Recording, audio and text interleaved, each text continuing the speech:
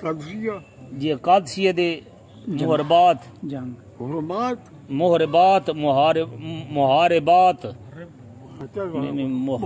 حرب حرب چ حرب میں جنگ ہونا جنگاں جنگ قادسیہ دے جنگ اچھا محرم 14 ہجری اچھا جی 635 عیسوی اچھا سلاطین عراق و تاجداران خاندان کسریٰ کی لڑائیوں کا سلسلہ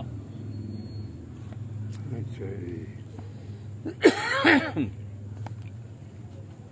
بندرگاہ ابلا دروازہ عراق اور اس کے اطراف و جوانب کی فتوحات اسلامیہ ہیرا کا حیرت انگیز میدان ایرانیوں کی شکست پر شکست سے معذور عراقیوں کی آنکھیں کھلیں مغرور عراقیوں کی آنکھیں کھلیں اہل الرائے جمع ہوئے انہوں نے رستم شاہ خراسان کو ناقابل سمجھ کر معزول کر دیا اچھا یہ خراسان کا حاکم تھی رستم یہ شاہ خراسان لیکن لندن میں بھی حاکم ہی ہے پر وہ خراسان کا حاکم اچھا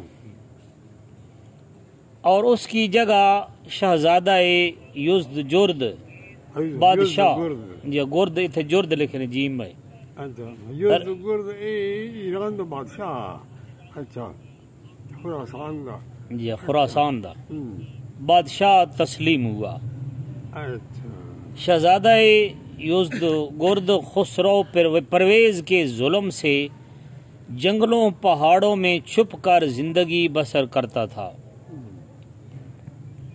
ایرانیوں نے ڈھونڈ کر اسے مدائن کے تخت پر لا بٹھایا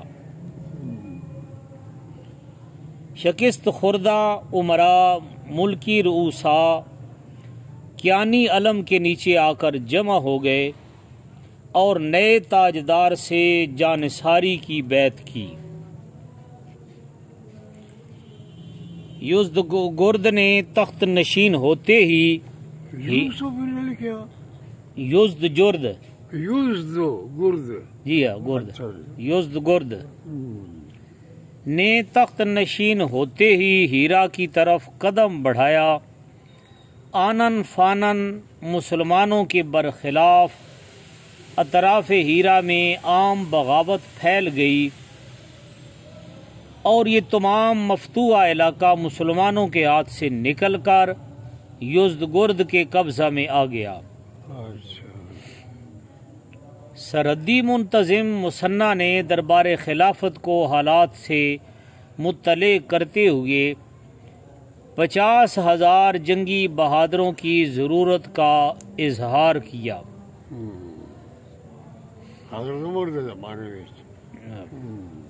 اجالت الوقت کہ بھائی ساڈے فتح کیتے ہوئے ملک کو یزدگرد کھوندا پیا کچھ علاقے اس لے لے اجالت الوقت سعد بن ابی وقاص صحرائی شیر 4,000 فوج لے کر روانہ ہوئے بعد میں وقتاً فوقتاً امدادی فوجیں پہنچتی رہیں سعد مصنع کی ملاقات کے لیے چھونی ہیرا کی طرف جا رہے تھے راستہ میں غازی مصنع کے فوت ہونے کی خبر موصول ہوئی سعد واپس ہو کر بمقاب سالبہ کچھ دن آرام گیر ہوئے یہاں 10,000 فوج کی جمعیت تھی آگے بڑھ کر کوفہ سے تقریباً ایک منزل جانب شمال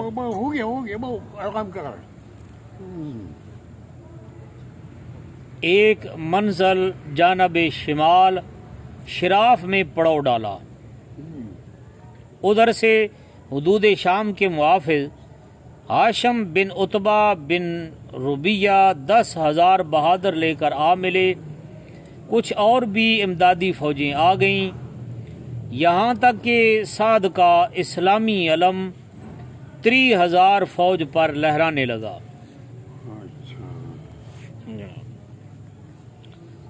جنگ کے لیے من جانب دربار عالیہ میدان قادسیہ منتخب ہوا. ٹھیک. اچھا جی. دوسری طرف بالمقابل صابات میں رستم بن فرخزاد شہزادہ سپہ سالار ایرانی 60,000 بہادروں کے ساتھ خیمہ زن تھا. علاوہ اس کے اطراف سے امدادی فوجوں کا چیونٹیوں کی طرح تانتا بندھا ہوا تھا. تھوڑے ہی دنوں میں رستم کے زیر علم 3 لاکھ کا ٹڈی دل جمع ہو گیا. رستم جی ہناندا. اچھا جی. رستم چونکہ ہیرا اور شام کے اکثر مارکوں کو اپنی آنکھ سے دیکھ چکا تھا اس لیے وہ آگے بڑھنے سے جی چراتا تھا. آخر شاہی تاکید سے آگے بڑھ کر دامن قادسیہ میں پناہ گیر ہوا. یہ مقام مدائن سے 30-40 میل کے فاصلے پر ہے. حضرت میں نے کیا کہ بھائی دست رہے دریا بھی نہ چھوڑے ہم نے سنا اگوا ویسی. اچھا. حضرت سعد نے پہلے صابات میں کچھ سفیر بھیجے تھے. اب ربی بن عامر فوجی افسر سفیر منتخب ہوئے. بدن پر کمبل اڑا ہوا تھا. رسی کا ٹپکا زیب کمر تھا. تلوار کے میان پر چندیوں کے بند تھے. رستم شاہی خیمہ میں مکلف تخت پر بیٹھا ہوا تھا. ربعی بے تکلف بدون رعایت آداب وغیرہ بڑھ کر رستم کے پاس آ گئے. رستم نے پوچھا اس ملک میں کیوں آئے ہو؟ کہا اس لیے کہ مخلوق کے بجائے خالق کی عبادت کی جائے. درباری اسی شان و شوکت پر ایران فتح کرنے آئے ہیں. ربعی نے تلوار کھینچ لی اور رستم کی ڈھال پر جو تخت پر رکھی تھی اس زور سے ماری کہ وہ 2 ٹکڑے ہو کر رہ گئی. ڈھال اور واپس ہو گئے. کچھ گفتگو نہ ہوئی. اس کے بعد مغیرہ ابن شعبہ ثقفی چند اہل الرائے صحابہ کے ساتھ بھیجے گئے. مغیرہ رستم کے پہلو میں تخت پر بیٹھ گئے. درباریوں کو برا معلوم ہوا. مغیرہ نے کہا اسلام ایرانی بڑے پھٹے آئے نا رستم انہوں نے بھی زیادہ فٹ ہویا. جڑا بندہ دربار میں بہتا ہے نا خود جھک شروع ہونا جھکنا سر ہیٹا سٹے گا سجدہ کر دے یا دربار حاضر ہوتا. کون ایک رہنا رہا ہے اے مغیرہ رستم دے کول وان کے تخت تے بیٹھ گئے. مغیرہ ابن شعبہ جناب بڑے دلیل القدر صحابی ہیں. وہ بلایا ہو سی یا وہ سفیر بن کے گیا ہے. سفیر بن کے گیا ہے جی. سفیر بن کے گیا ہے نا. وہ آ کر لگے کے بڑے پھٹے ہوئے نے بڑے حجے دیکھو آداب میں بھی نہیں پتا شاہی آداب کے ہوتے.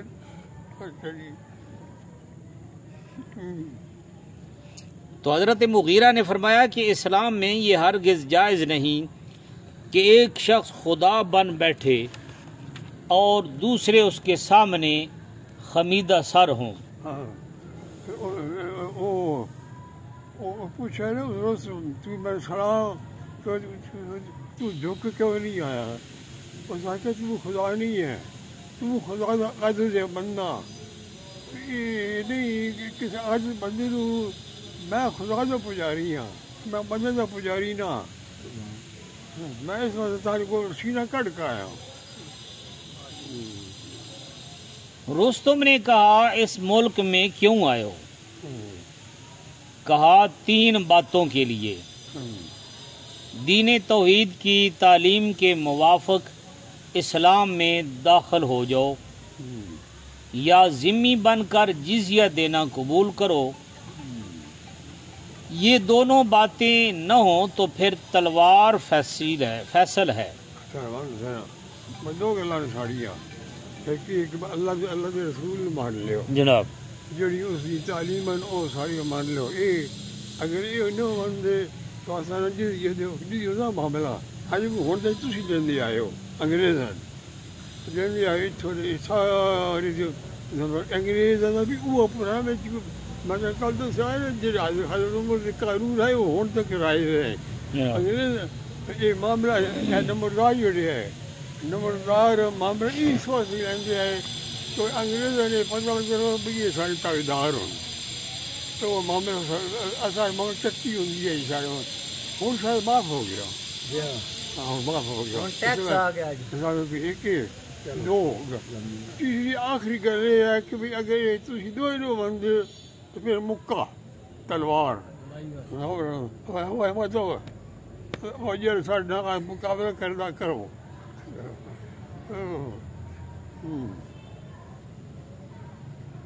جی درباری غضب میں بھر گئے، بہت بڑے طبقے دربار شور سے گونج اٹھا کہ ہم سے بدو عرب جزیہ مانگتے ہیں۔ اچھا، اس کا جواب تلوار کی زبان ادا کر دے گی۔ اچھا ٹھیک ہے۔